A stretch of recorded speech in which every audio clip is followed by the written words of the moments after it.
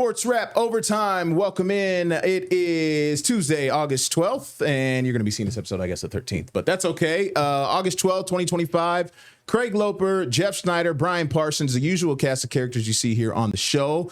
But clearly, from the foreshot, we have a guest, Bob Matthews. It says former local sportscaster there. Yes. But Bob actually currently works as part of our Wavy sales department upstairs here in the building.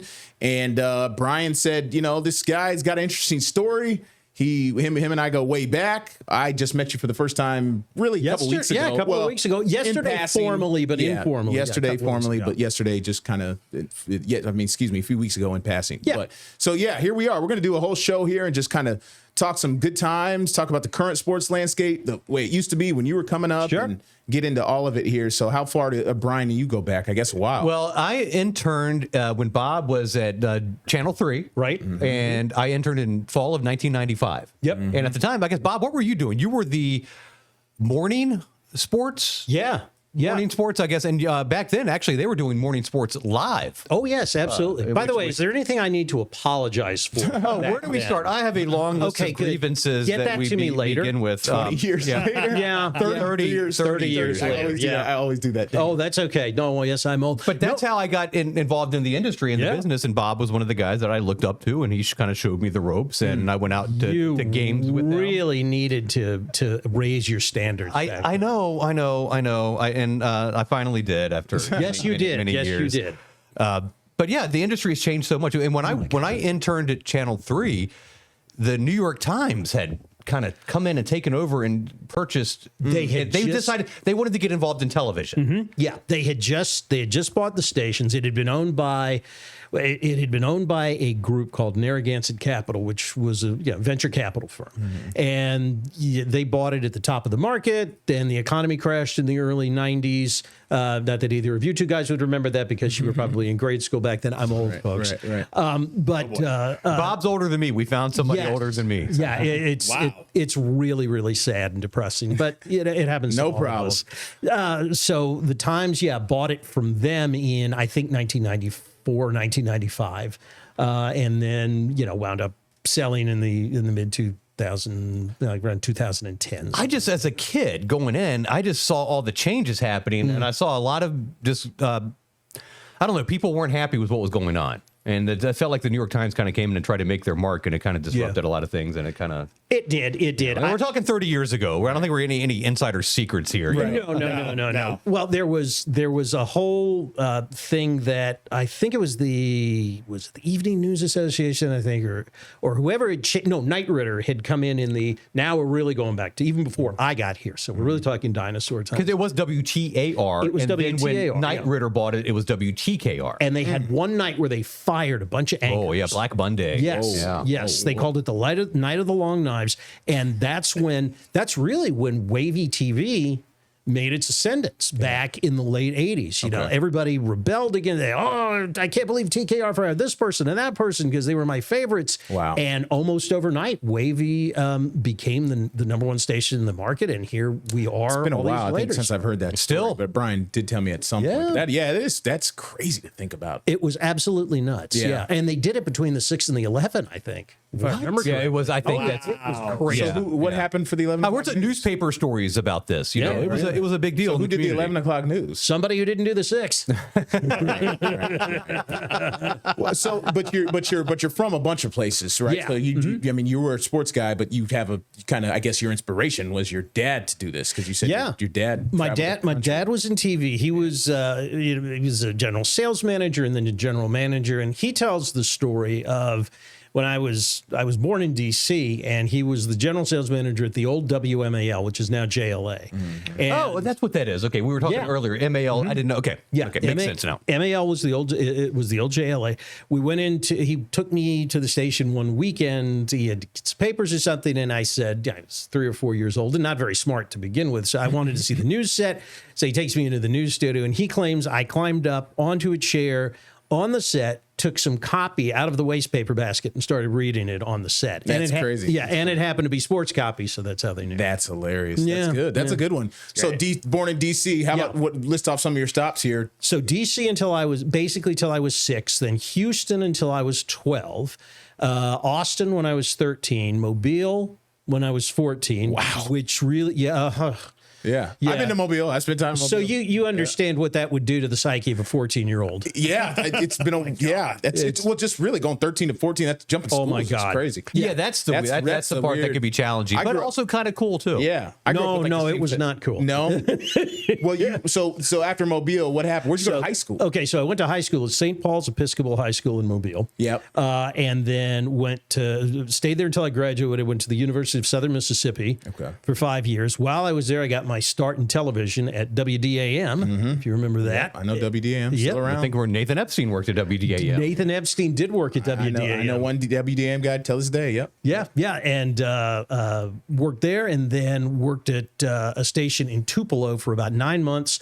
Got the job at TKR. Been here basically. So ever when you were in since. Hattiesburg, did you cross paths with the Favre era there?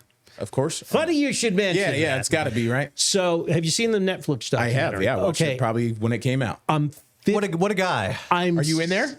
I'm 60 to 70% sure that the video of him on draft night was my video. Classic. It was either me or LOX's sports photographer. Okay, you were. Because I was at Favre's house when he got drafted. With the famous picture and the hat, famous jean shorts. Mm-hmm. Right. The phone rings. Yep. He's on it for a second. Then he gets off and says Atlanta's about to draft me. So no, I covered Favre all 4 years in high school. Let's go back to that time. Let's talk about the phenomenon. What was it like? Was he a phenomenon? Yes, he was a phenomenon. So he came to school about Kiln. 3 years. He's from the Kiln. Yeah. He comes in as a freshman. He was there on a half football, half basketball scholarship. Oh, wow. It wasn't even a full football scholarship. Yeah. He's a tall guy, so. Yeah, and was a good baseball player. And he so it's about 3 or 4 years after Reggie Collier had been there. Mm-hmm. And Reggie Collier was his legendary quarterback. He was the one that put Southern Miss on the map with Bobby Collins and all this. Mm-hmm. Jim Carmody takes over as coach after Collins leaves. It's sort of in the doldrums. So Favre is this third-string quarterback on the depth chart. We're playing Tulane. Mm-hmm. I think pretty sure it was my sophomore year. And they're getting the crap beat out of them at halftime. They've gone through the starting quarterback. They've gone through the second-string quarterback. So Andrew Anderson was the starter. Ulrich Young was the backup. They went through both of them. Third quarter, and Carmody's like, screw it, let's put in this Favre kid. Yeah. And so are they burning? Was he going to be redshirted that year, do you think? He was just an afterthought. Yeah. I mean, it was literally, I think it was for the athletic budget. Right. They were like, okay, the baseball team doesn't have a full scholarship, so we'll give him a half football, half basketball. Unbelievable. Now, the crowd got extraordinarily excited for Favre coming in. I would love to say it was just because you always get excited for the third string quarterback coming in. I'm not going to say the quiet part out loud. I think we all. Oh. Okay. Now, remember, this was the 80s. He was known. No, he was not known. Okay. The other two starting quarterbacks were option offense quarterbacks who you would probably say were very athletic. Oh, okay. All right, I got it. Okay. Yeah. I got it. Right, I got it. Again, this was the 80s. In Mississippi. Yeah. In Mississippi. In Hattiesburg. Yes. The 1980s in Hattiesburg. So everybody's very excited when he comes in. But boy, I mean, I turned to the person sitting next to me. Granted, we were pretty much in a bit of a stupor at the time, but again, this was college. Yeah, right. But I said, this kid's got something. You could tell literally from the first pass that he threw, he had something. And sure enough. I shot a Brett Favre game when he was in the NFL, granted. Oh, yeah. And being on field level and those balls come out of his hands. Just different. It's different. It was different. It's different. And he threw 4 touchdown passes in the second half. Okay. They came back, they won the game, and he never gave up the job. Wow. I guess that's kind of how he got going with the Packers. So what were the crowds like? And I mean, as far as the numbers, or the enthusiasm. Did the Brett Favre phenomenon? It started. When I say phenomenon, I'm saying more people start coming because they want to see that guy play. Oh yeah. Oh, absolutely. Kind of like a Taylor Heineke to an extent. Exactly. No, exactly. Yeah. I've been there. The Rock. You know what I did appreciate about the Rock. That's what it's called. The nickname of the stadium. It's an intimate cool. Like Southern Stadium. Yeah. It's probably what? 33,000. Yeah, 33,000 people. So seldom fill it up. The year that I covered a game there, it actually ended up being really good. I think it was 2017. I think they ended that year like 10-2 or like 11-1. Yeah. The only thing that drove me nuts there that Brian and I agree on at all football games is they had a cannon. So every time they scored, they I can't stand it. Oh my! I'm telling you, I'm going to injure my back or my neck when that cannon goes off because you jar and you jump and you've got a 25-pound camera. It's something could go wrong. My wife and I are going to homecoming this year. I'm glad you reminded me of that. So I won't have a heart it's easy attack. to forget. Yeah. Too. So the one game I did there was Southern versus Southern Miss. I drove in, did the game. Southern played with them for the first half. They got blown out in the second half. I went out in Hattiesburg, Mississippi that night with another sports anchor in the market. I've heard it's a very cool college town, though. Oh, it's a great I went to some place and the bar was packed and people were having a good time. Was it the Mahogany Bar? I have no idea. Okay. Was it on Hardy Street or? No clue. Gotcha. It was. I don't even think we were on campus. I felt like we were off campus. I feel like I walked into like a barn. I don't know. It was weird. I have no clue, but we had a good time. And then I drove back to Baton Rouge and I got back at like 4 in the morning. So Oh yeah. One time I've been. From what I remember, it was 5 great years I had down there. Sunbelt, Southern Miss is in the Sun Belt, so you get a chance to see them with Old Dominion being in the same conference. Now, what a big move they made in football. And if anybody doesn't know, Charles Huff was the head coach at Marshall. Yep. All he did, and Charles Huff, who went to Hampton University, by the way. I did not know that. And they won the Sun Belt last year. They won the conference championship. At Marshall, right. At Marshall. Yeah. And Huff leaves to go to Southern Miss within the same conference. That's an unusual move. What do you think about the new head coach who has ties to Hampton Roads? I think that he's done a really good job in the portal. He brought a lot of his kids from Marshall with him. Yeah. So, we'll have to see. It's a little bit of a sleeping giant down there. They've been beaten down for a couple of years. They have been, The Will, what's his name? I could never get over. I'm like, why does he not wear an undershirt under that white button down that he's got on the sideline? For crying out loud, you're sweating. Yeah, I mean, that guy was a different cat. But I mean, the talent down there is just unbelievable. Yeah, they got guys. If he can get it going, they're never going to out recruit State or Ole Miss, of course. But they can, they can do all right. Yeah, and we're happy at Southern anytime we just go to a bowl game. We don't care what it is. Yeah, New Orleans Bowl or whatever it is. Fine with us. They played ULL a couple times. Totally. ODU hasn't had a winning season since moving to the Sun Belt. No, that was a step up for them. You know. Yeah, but they got to get it done this year. They schedule tough. They do. Well, I believe this could be a make or break year for Ricky Ronnie. Yeah. He's could be. The longest tenured coach in the Sun Belt, never had a winning record. He returns as offensive coordinator, returns as defensive coordinator, returns as special teams coordinator, returns as quarterback, returns as offensive line. And that's a first for him, returning the quarterback. Yeah. Right? Every year I've been here, it's been a different guy. But you've got Indiana, you've got Virginia Tech, you've got Liberty on that schedule, added for your non-conference, and North Carolina Central, which is one of the top teams in the MEAC. I mean, sometimes those guys will punch above their weight. Handle your business in conference, and then you just hope that. And I think it's good that he schedules teams like that, because that's how Southern made its bones back in the 80s, the 70s and 80s and 90s that way. It's like, you'll beat them. Yeah. You'll beat us, but by God, you better bring your A game, because if not, and Southern Miss has had wins over Alabama. Beat Bear Bryant his last game in Tuscaloosa. Right. Wow, how's that for a nugget? Oh yeah, they've beaten Auburn on the road before. Jeff, go to the 2017 LSU football schedule. I think they Southern did. Miss beat LSU in Tiger Stadium. I feel like I was there. 2017 LSU football schedule. It was bad. It was bad. Les Miles. It was Edo. It was Edo's first full time year. Yeah. Southern Miss will give you everything you want. You bring your A game or you're going to get beat. Going back I think it's real quick on Southern Miss. I think it's very interesting comparing market wise, from Norfolk to Southern Miss. So Southern Miss, they do well in football, obviously, attendance wise too. But I'm just fascinated by the fact that their baseball team completely outdraws the basketball team by 2-1 at least. Yeah. Up here, ODU baseball might get 700 people, maybe, and the basketball gets 7,000. They've created a real vibe the last I'd say 20 years or so. They they've got that area in right field they call the right field roost, and now that it's gotten real fancy, they've got parking spaces, everything. They actually stole that idea from Mississippi State at Dudy Noble. Because they have the left field lounge. I've been there. Yeah. Do you ever make it to the new Dudy Noble field, the new one they built? I have not. Oh my God, it's a resort. It's crazy. I can only imagine. Yeah. I tell everybody all the time. I said, best college baseball coach I ever saw, Ron Polk, Okay. who literally wrote the book on coaching college baseball. Wow. There's a textbook. Is he the guy that just retired recently? No, No, Polk's he's been a gone a long while. time. Who was that guy? Remember I interviewed for the affiliate down in Baton Rouge? Your friends down there? And it was, That was the Southern Miss coach. And I forget his name. Corky Palmer. Oh, who were you talking about? No, he's talking about Mississippi State. Okay. Yeah. We're talking. Yeah. So- tell me, did I get it right? No. Wasn't it? Who'd they lose? Okay. I can't remember who they lost to, but they've only played 3 times ever. Okay. All right. I had the wrong school in mind. Yeah, LSU is 2-1 against Southern Miss. Southern Miss did beat them in 1990. Okay. I had the Okay, wrong- there you it was go. a different Yeah. school. Different school. But to my point, Yeah. to my point. Hey, you gotta Bob, do you play. remember in 1995, I was an intern, and I tagged along with you and Mike Diller to a UVA Virginia Tech football game at Scott Stadium. Both teams were ranked. UVA and Tech were ranked. Right. And do you remember Jim Drunkenmiller? I did. I remember Jim Druckenmiller. He Yeah, was I the- don't remember that game at all. He did. he led a comeback win. Yes, he did.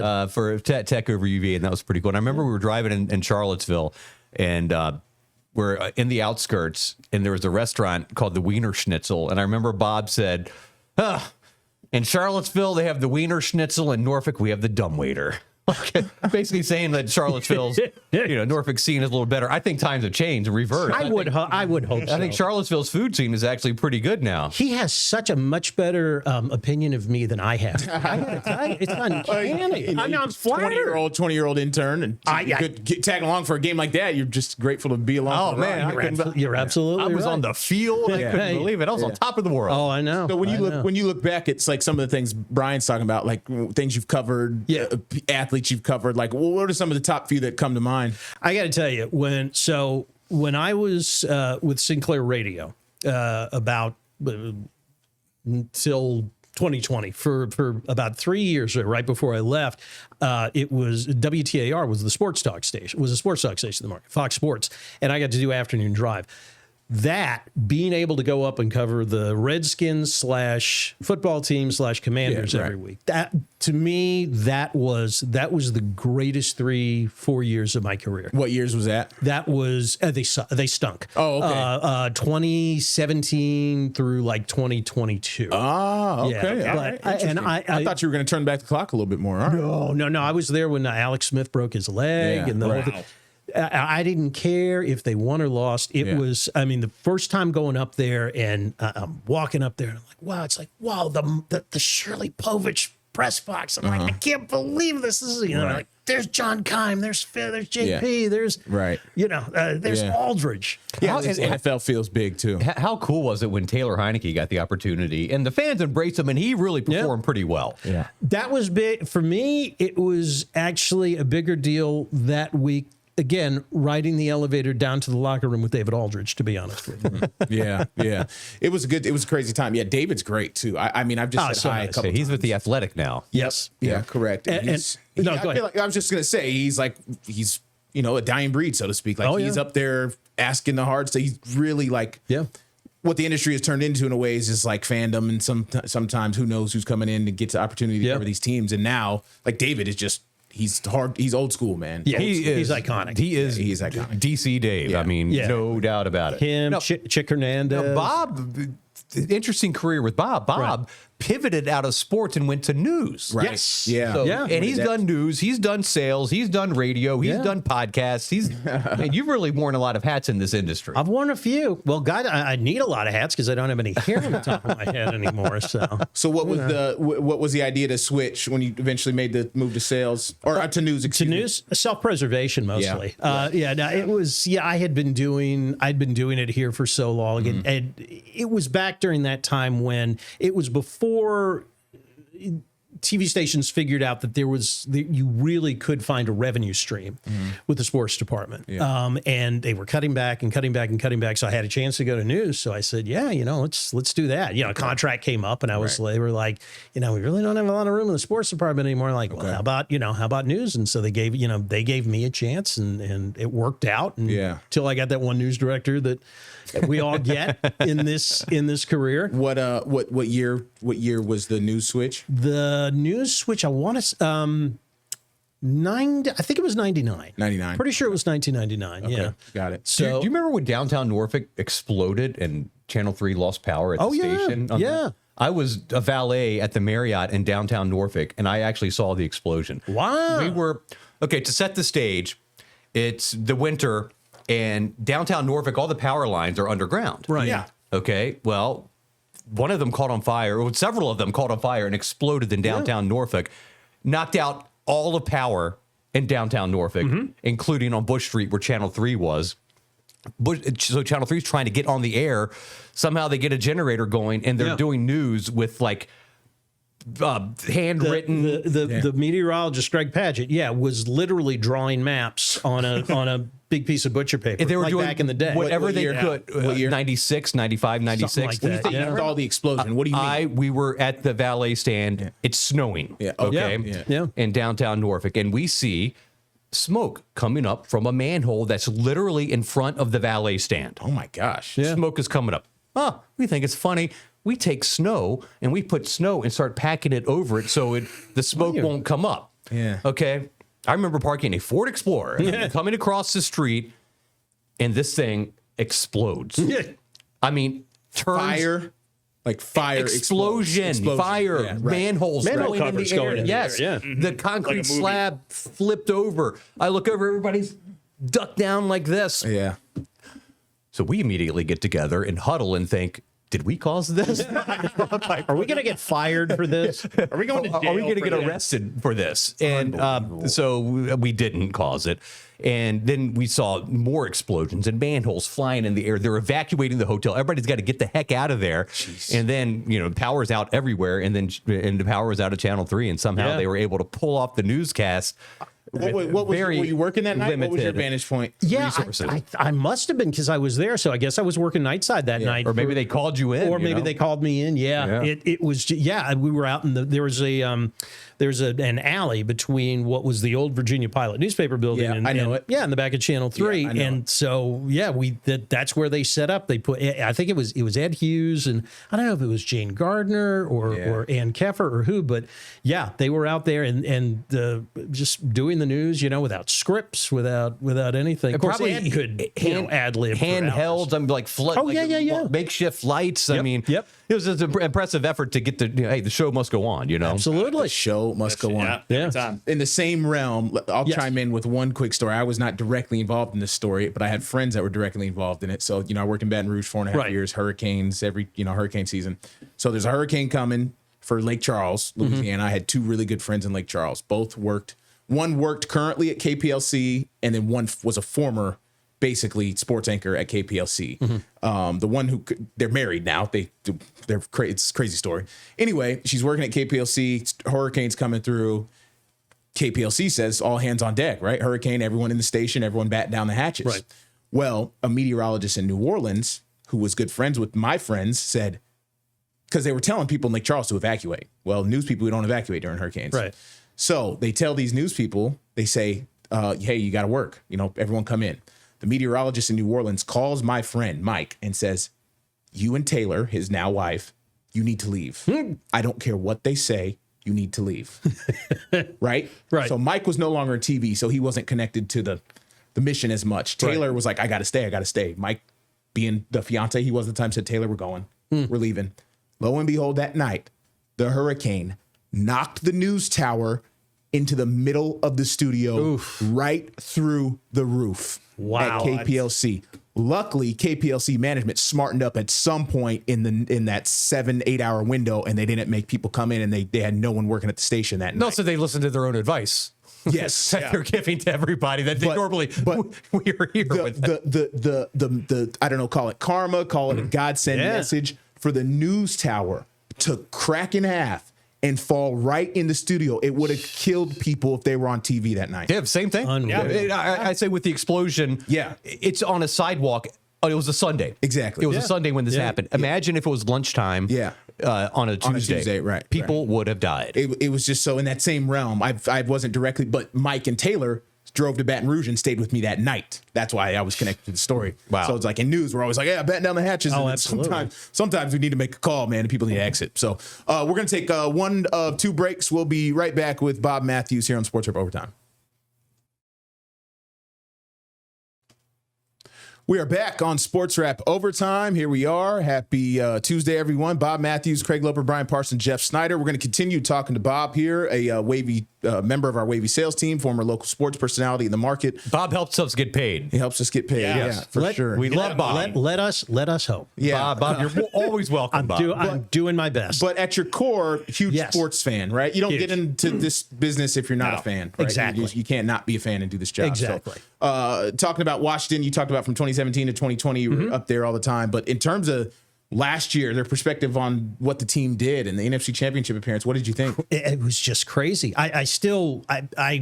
One of the guys on the beat up there, Lake Lewis, who runs a website called sportsjourney.com, little plug for him. Right. When you're through checking out everything at Wavy. Bob's side hustle. Yeah, exactly. So I do some writing for him. So I stay in the game a little bit, and we do there's a post game show that we do every week. And after that Lions game, we were sitting there on the air, and we were just like, we don't know what to say. I mean, we're like, this is not normal. None of us. This was not supposed to happen. No. Not that soon. Not that fast. Right. Exactly. You know? I mean, literally, I don't think anybody up there or anybody in Commanders Nation knew how to act. They were one win away from the Super Bowl. And it's still that still, I don't think, sinks in for a lot of people. It didn't sink in for me until you talk about that Lions game. Who sealed it with the interception? Was it Sanders still at the end? Sanders still had two picks that game. Yeah. It wasn't until that second, because I was thinking like, oh, this is cool. But the Lions are coming back. Right. Like their offense, juggernaut. And then like Sanders still picked off that second one. You're like, oh my gosh, they're going on the road. It was one of those things. Back-to-back playoff games on the road, and now they're going to NFC title game. And then losing to the Eagles, it was a bummer. Right. But it was also, man, we are a year ahead of schedule. Yeah. At least.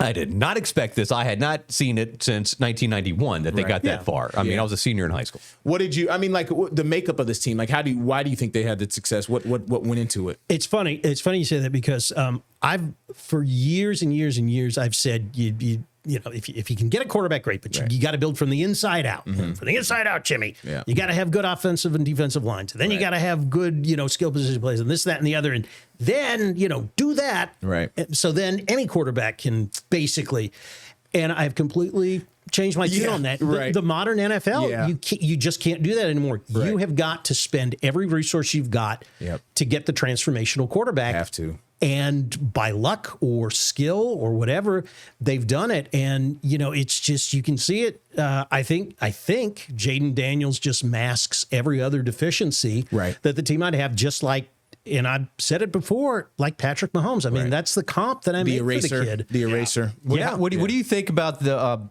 how many college games he started? He started a ton of college games, and I think that makes a lot. I think that makes a lot of difference. Kind of came out of the box ready, almost. Yeah. As a way to put it, as opposed to a guy like Dwayne Haskins, God rest his soul, who was a nice kid, but I just think started one season. Yeah, he just didn't. He, in addition to apparently not having the temperament for it, didn't have the experience. So when things started going bad, well, I was at the LSU Florida game in November of Jaden's senior year, and Jaden went nuts. He had like 500 yards of total offense and 5 touchdowns, and one of them was like an 85-yard touchdown run. And I left that game.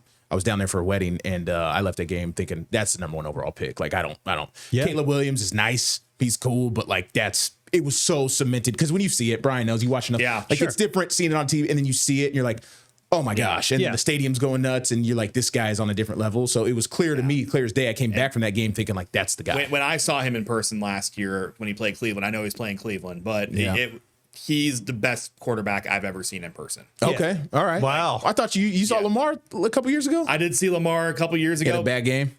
It wasn't a good game for Lamar. It wasn't? Okay. No, all right. no. But that's fair. It was, Lamar's never played lights out against Cleveland.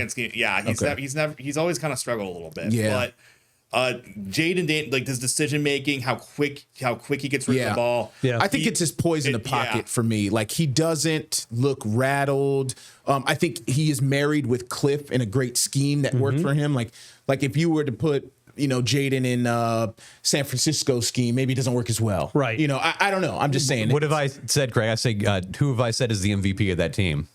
Cliff Kingsbury. Cliff Kingsbury is the MVP of that team. I really do believe that.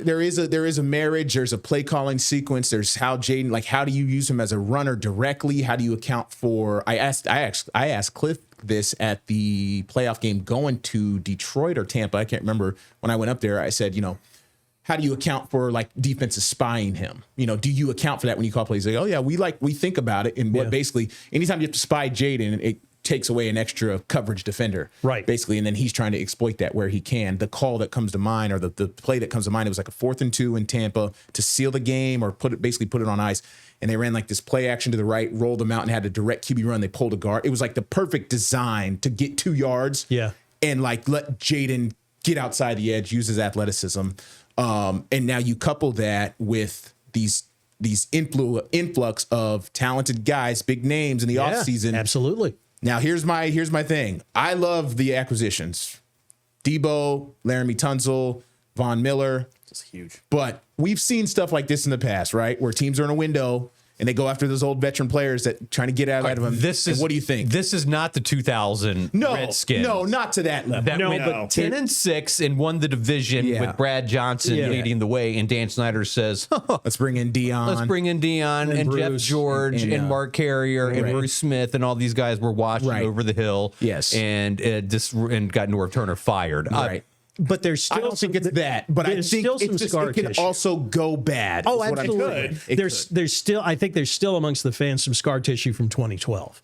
There really is, even though I don't think there's any comparison you can make between Jaden and RG3. Right. But it is going to be interesting to see how the defensive coordinators who've now had an entire winter, to look at tape, they're going to come up with something. So it's on Cliff and Jaden to counter that. Yeah. That's the difference. I think the thing with Kyle Shanahan catered to RG3's strength, which is like we're going to do the read option basically every single play. Yeah. And if RG3 was smart, he would have continued that in 2013. But I also think that was easier for NFL defenses to kind of to hone in on. Yeah, I think Jaden is way more. He's not limited in that way. And I think I think Cliff is the wild card, and for him to come back, who knows what happened? Yeah. He had opportunities to become a head coach, obviously. Mm-hmm. I have a feeling he gets with Dan Quinn, and they get together, and Dan Quinn says, look, man, give me one more year because we're going to win it all. Yeah. Give me one more year because if we get the right pieces, we're bringing this thing home. Because Cliff is not going to be there forever. No. He'll want another job. He'll get another opportunity. He'll want another job. There's always 5 jobs open a year. That's how it's going to happen. Yeah. So who's going to be the team that goes from worst to first? Every year there's a team that goes from worst to first. Worst it's not going to be. It's not going to be the Giants. It's not going to be the Giants. No, it will not. So? Yeah, you're right. It won't be the Giants. There's no way. No, there's no way. But every year there's at least one. Well, here's a hot take. Maybe the Browns. No. I'm just talking about that's what he was saying. I'm just, he should. There's no way. Such a wild card if he came in and just. The thing with Shador is he's still listed as 4th on the depth chart for the moment. They got a lot to figure out. It's going to be a cluster. It's going to be the 49ers. Oh, were they worse last year in their division? They finished. Yeah. Then sure. Yeah. It's got to be them, right? One would think. And I talk about teams that didn't make the playoffs that are going to make the playoffs. We could have 2 teams that didn't make the playoffs in the Super Bowl, honestly. The Bengals and the 49ers. Would that be crazy? No, not crazy. Some great parity in the NFL right now. The Bengals are going to be back in the playoffs, right? They got to figure out their defense. If they figure out their defense, yeah, they got to figure out their defense. They haven't paid Trey Henderson at this moment. They finally got the 1st round pick signed, and he's in camp. But Burrow's, got to put up 40 points a game for them. So and unlike the Commanders, Mike Brown might actually, not come off of whatever he's on for Trey Hendrickson. Yeah, who knows what's going to happen. That is an interesting situation, man. I saw his interview talking about Shamar Stewart, the 1st round pick, and that's a guy you don't see him much. Like you don't see him often. No. I think he does one media interview a year before the season starts. Yeah. So he's kind of his demeanor is just kind of interesting. What do we think about Dallas? I think they personify the entire state of Texas and everything that is wrong with it. Okay. All hat. Too many Buckies? All hat. No horse. Cattle. Yeah. All hat, no horse. I think they're a complete and utter fraud. Yeah, Jerry makes no sense to me. You would think you'd learn from history, like just pay a guy early and get it over with. But it's all this, going back and forth, the media talking. And I've always said, like, I love Jerry Jones as a personality. I think he's great for the NFL, but he's not good for the Cowboys. You know what I'm saying? Like, he wants to every day during training camp. He wants to come out there in those blue bike shorts that all our coaches wore in the 80s, and hold up year. Yep, with the white shirt and the hat and the whistle, and he's dying to run practice. You know he is. That's a good way to put it. That's Yeah. a good way Oh, to put he'd it. love to run practice. So I mean, or what were they like? They did not make the They were playoffs, 7. right? They were 7-10 last year. They're going to be. Dak tore his hamstring in like Yeah. Okay. They'll be 7-10 again this year somehow. They're like the antithesis to me of the Steelers. Somehow Mike Tomlin figures out a way to win 9, 10, 11 games every year. Yeah. And with the roster that he's got. Meanwhile, you look at the Cowboys on paper, they should win the East every year. They will figure out a way to underachieve yet again. I think, injuries can do them in. I think Jerry can do them in because he's going to say something wild one week and then Dak's going to have to defend himself or defend, Jerry. We know what he meant. It's not this, that. So there's a lot of drama. It's just a lot of distractions. And then you got a couple years ago, the story comes out about the tours that happened during the day and the people coming in and how the players are like, what is this? Like, come on, what are we doing? I mean, is it the Eagles? Is it the Eagles division? Eagles and Commanders, right? That's what it's going to come down The to. Eagles can run it back for sure. The Eagles are so deep. Yeah. They are, but that's also, that city is just a powder keg to begin with. I mean, if they get a couple of bad breaks and get a couple of games that go south early on, that thing could go bad quickly. It just from I would hope coming off a Super Bowl, everyone's temperament's kind of Have you met Philly fans? No, I mean I have. But Yeah, it's like, I mean, No. I don't know. I just think Howie is so good and their roster is so deep, and they can just plug and play in a way that you're not supposed to be able to do in the NFL. Kind of like the Chiefs, That makes no sense. Well, that way. The Chiefs. I feel like the Chiefs. They're one injury away from kind of like not being good. You know what I mean? I know Mahomes is like the eraser, but like, the Chiefs have offensively kind of taken a dip recent years. They're supposed to be coming back this year. They got the most speed and all that type of stuff, but Philly is just built differently, and they're built inside out. They are a great organization from top to bottom. Yeah, no, I mean, they sold out the Sunday night practice this week. Oh, yeah. It's 80,000 people at the link. They moved on from the coach that won the Super Bowl. Name escape. Doug Peterson. Yeah. Okay, that's a bold move to do that. Yep. 2 years later. They moved on from Andy Reid. Yep. Yeah. And they move on and they have continued success. It's like the Andy Reid situation in Philadelphia to me is very similar to the Mike Tomlin situation in Pittsburgh. Yep. A lot of the Steeler fans are tired of Mike Tomlin. They say, well, he hasn't won a playoff They've game. been tired of him for 15 in years. X amount of years. He hasn't done Amazingly anything enough. recently, but he's been very successful. Andy Reid never won a Super Bowl with Philadelphia. He'd always been knocking on the door, NFC championship games, and it was almost like a mutual kind of agreement. No, that, it was. You know what? This might be better for both of us if you find a new home, a new beginning for both of us. And what happened? The Eagles won a Super Bowl. The Chiefs won a Super Bowl. I think with the Pittsburgh situation, I think it almost might benefit both parties for Tomlin to find a new fresh start somewhere else. I think we're there. I thought we were there this offseason. I thought Tomlin, there was a chance he ended up in Chicago with the Bears. Really? I did. I thought what Brian said. Maybe it's time. Maybe it's time. And I still feel that way. Aaron Rodgers, this whole 1 year experiment, I don't think it's going to go well. No. I don't like Aaron Rodgers. I think this is a year, if you want to do it, you have a reason to do it where everyone could come to a good understanding, mutual agreement. This year's year like 18 for him. Yeah. Do the math. 2007. 2007 was his first year, longest tenured coach in the NFL right now. So it's like Aaron Rodgers' 1 year experiment's over. We need to start fresh at quarterback. We need to start fresh at coach. Their GM, I guess, maybe be fine. I don't know. He's kind of up and down. You think about stability in Pittsburgh. You go back. Yep. Chuck Noll, Three coaches since Nixon. Bill Cowher, and Tomlin. That's it. That's it. That's what they're famous. Three coaches since Nixon, I believe. Yep. Yeah. Maybe Kennedy. Who knows? Very rare. The Rooney family, super stable. We know what they're about. So let's take one more break, and then we'll come back and finish up our conversation with Bob on Sportswrap Overtime.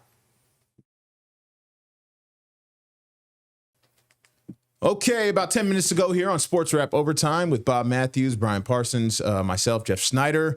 In terms of the expectations for the Commanders this year, where are you thinking? What are you thinking? I think the over-under for wins, according to ESPN Bet, is 9.5. Crazy. Yeah. Well, I They think won 12 games last year. Yeah. they're in an interesting space, though, I think, because a lot went right down the stretch. Correct. There was some crazy comeback wins. There were some crazy comeback wins. They caught the Lions exactly when they should have caught the Lions and all that. So I can honestly see them finishing the year, and I never predict the last week of the season because you never know. Okay. Well, you never know who's going to be playing. Yeah. How many teams are resting That's starters. fair. So We you're don't even talking know about 16 when- games. I'm talking 16 games. We don't even know when the game's going to be because it's the flex TBD. game to be determined. Yeah. This too. So And they're playing the Eagles. and they're playing the Eagles. So I can see them going into week 17 or week 18, whatever you want to call it, right. at 10-6. Okay. And yet be a better team than they were last year. Yeah. And I certainly see them making the playoffs. Yeah. I think it's a disappointment if they don't make the playoffs, but I don't know that they're going to match the 12 wins from last year. I mean, you look at the schedule and it's like election night trying to figure out who's going to get to let's run through it a little bit. 270 electoral votes. A little tougher this year. Yeah. Open up against the Giants. Well, that's clearly a win. and that is a home game. Yeah, that's a win. Yeah, that's a win. Then we go to Green Bay. And high expectations for Jordan Love and the Packers this year. Tough. Yeah, a lot of Tough. I think SI picked them to actually go to the Super Bowl. Really? Yeah. I think that's a pick 'em game right Yeah, now. for So sure. and I think you have to be to the home conservative team. and say that the Packers win that one. That's also Thursday Night Football. Yeah. Oh, okay. So short so week. it's a I will Yeah. say though, the Commanders, if you look at the schedule in terms of they got real lucky. They don't travel a lot, yeah. first of all, and the Thursday night game is early out the way. And Green Bay is early before it starts to snow. Oh yeah, you go. I good. didn't think Yeah, about that. yeah, valid point. But the short week turnaround, all Yeah. that stuff, Yeah, really, absolutely. if you're going to do it, week 1 to week 2 is not bad. Yeah, Absolutely. They got a good draw there. Then they host Geno Smith and the Las Vegas Raiders. That's a win. One would think, but NFL is kind of Yeah, wonky. of course. Following week, travel to Atlanta to take on the Falcons. What's going? Michael say a win. Penix? Are we I'll say a talking? win. Is that Michael Penix team now? It is, It is and now. I think that's a win unless unless Bijan Robinson just goes nuts, which could happen with the Commanders' run defense. I was going to bring it up. I was going to say what would be your fix? And my immediate thought was go to the run defense. They were like 28th in run defense last year. But then again, if Jaden Daniels is who we think he is, that's a game where he would be the great eraser and be the difference and get them a win on the road. Yeah. Head out to L.A. and SoFi to take on the Chargers. I like them to win that game. I'm going loss on that one. I'll go lost there too, gonna go just lost. because it's tough. Hard. I don't know, man. It's the NFL. It's the NFL. Harbaugh, We're just talking. Here's the thing: we could say they go 11-7 and pick out the games, and they could go 11-7, but the games are messed up. we got all the picks wrong. Yeah. So That will be a fun game, though. Justin Herbert against Jaden Daniels. That's Yeah. going to be a lot of fun Yeah. to watch. yeah, that's a good matchup. Yeah. That is a good quarterback It's a matchup. long trip. yeah. And there's some local flair on the Chargers. Taylor Heineke, Stone Smart, and Keandre Lambert Smith, who has been one of the Maury High School. big surprises of the NFL as far as the rookies. So then we have our first Monday night game of the year, and that is that one? against Caleb Williams and the Bears. That's a win. It's a win. Should be a win. I think Okay. Jaden's got Caleb's number after that Hail Mary. There's no coming back from that. Man. No. Sunday in the 4:25 prime time afternoon slot on Fox at the Dallas Cowboys. First Cowboys meeting of the season. See, that one I'll give them a loss on because I gave them a win against the Chargers. Yeah. I will say because they're not going to run the tape as much as we division. would like to admit it. They're not going to go 5-1 in the division or something like that. So let's make that a loss. back-to-back road games. The following week, they are another Monday night game against the Kansas City Chiefs in Kansas City. Yeah, at Arrowhead. That one's a loss too. So that's where that's going to be like the inflection point of the season there. Yeah. Right. So we're at what? Is that 8 games in? Yeah. So that's 5. We're not writing it down. We're going to just. No, we could, Bob. By all means, here you go. I got to do too much writing when I get back upstairs. So then we have the Sunday night game against the Seattle Seahawks. That's a home game at That's a win. Northwest Stadium, whatever the heck they're calling it now. I'll still call it FedEx Field, even though they're not paying the money to sponsor because it sounds good. It's a dub. And again, they're going to need a win that week. And again, that's a situation where if Jaden Daniels is who we all think he is, that's one of the games he wins for you. A rematch of the NFC divisional playoff game against the Lions, and that is in Landover, Maryland. That's a good. Now that game. That's Five really prime good. slots in a row for the Commanders. They're 5 in a row. Yeah. Wow. not many 1 o'clock games on here. That's crazy. No. 5 in a row. No, there are. I do not think there are going to be any games where the Spiro Ditas crew calls the Commanders, who calls a very tight game and is the best. He is. Best play-by-play guy So, you never Lions. see. He's awesome. He is. He's Cleveland's guy. I had him on my show before the season a couple of years ago. Couldn't have been nicer. Oh, that's awesome. So the Lions, what are we thinking about the Lions game in Landover? Yeah, again, if he is who we think he is, Give him a win. you give him a win at home. And here's the biggest wild card game of the season for both teams. The first game ever in Madrid. Yeah. Spain against the Miami Dolphins. That's a 9:30 game. Hey, they're going to Spain. 9:30 a.m. Yeah. Yeah. And by then, Mike McDaniel might not be the head coach. Very true. Very good. Yeah, I'll give it to the Dolphins just because it's Spain and it could go either way. Coin flip, yeah, I'll give that one to the Commanders because, like I said, I think the Dolphins could be a grease fire by then. So then they get the bye week, kind of a late bye week. is good. Depending on how you look want at that. it. Then they come home for a Sunday night in another primetime game against Denver. Ooh. Everybody's loving this Bo Nix guy. Loves Denver right now. Yeah, Denver, the defense, and Bo Nix. Gary Payton. Sean Payton. I mean, it's Gary Payton. Gary Payton was coaching the Broncos. I missed The that. glove. I did not know he made the switch. Sean Payton. Man, he rose the ranks quick. Is Sean Kemp the offensive coordinator this year? George Carl going to be helping out there. I love George Karl. Save Commanders. What are we at? Week 13 now? Yeah. You got to defend the home field. Have to. And then the following week at Minnesota. That is a 1 p.m. game. A rare one. See, they might be all discombobulated for that early start. Great atmosphere in Minnesota. Tough place to play. Craig's favorite It's a stadium. beautiful stadium. I've been there. It's unbelievable. And them skull chants get going. It's an electric atmosphere. J.J. McCarthy is a wild card for them. I think he'll be fine in that system, but I also think, like, for some reason, like, he could be like a total bust. Like, I think he'll be fine, but he could be really bad. Is Daniel Jones their back? Is he a backup there? No, he's in Indy. He's in Indy. Oh, he's in I have Indy. no clue who Minnesota's is. backup quarterback I'm is. glad they don't have to play Daniel Jones because he has his way with the Thank Commanders. God, yeah. He does. Yeah. I'll give that one to the Vikings, but you are absolutely right. I mean, the Vikings could be a 3-win team at that point if McCarthy's a 3 boss. NFC North teams made the playoffs last year. Yeah. So, Yeah. At New York Giants. Win.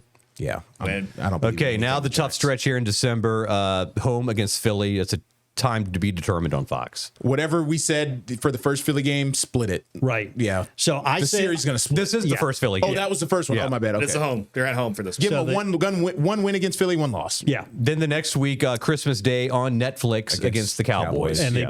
they will beat the hell out of the Cowboys. That's a home game. And Merry then Christmas. conclude the season in a flex game at Philadelphia that could decide the playoffs, or they could already be decided. Right. Who knows what's going to happen? Yeah. Weird things happen in the NFL. Teams that are supposed to make it are not going to make it. Teams that aren't expected to make a run will make a run. Fun fact for you, Bob. I found out Yes. this stat at training camp. The average age of the Commanders is 27, like 0.3 years old right now as it sits with the roster. Right. But and that's the oldest in the NFL. Okay. The last 15 Super Bowl champions, I looked it up from 2008 to recently. The average age of the average Super Bowl champion was 27 and a half years old. Wow. How about that? Weird. about that? Place Weird those stat. bets. Weird stat. I always defer to Brian Mitchell on these things, who says, I don't care how old you are, as long as you can play. Yeah. No, I agree with that. We're going to wrap things up here. I guess that's pretty much all we got for Sportswrap Overtime with Bob. So thank you for coming through. It was my pleasure. I loved it. Anytime you are scraping the bottom of the barrel for guests and you're desperate for content, Yeah, somebody canceled on us last night. I'm right upstairs. Bob, we need you to come around. I'll leave you my number. Good to know your story a little bit and talk about the old times, talk about the current times. So we appreciate you. Absolutely. We'll bring you in mid-season. How's that sound? Yeah, there we go. I would absolutely love it. There we go. You never know when Bob's going to pop up. That's a surprise. That's Sports Rap OT for you. Well, that's the problem is maybe you won't be able to get rid of me, which you may have opened up a Pandora's box here. We appreciate you. All right, we're signing off. For Bob Matthews, Brian Parsons, Jeff Snyder, I'm Craig Loper. We'll see you next week on Sports Wrap Overtime. Have a good one.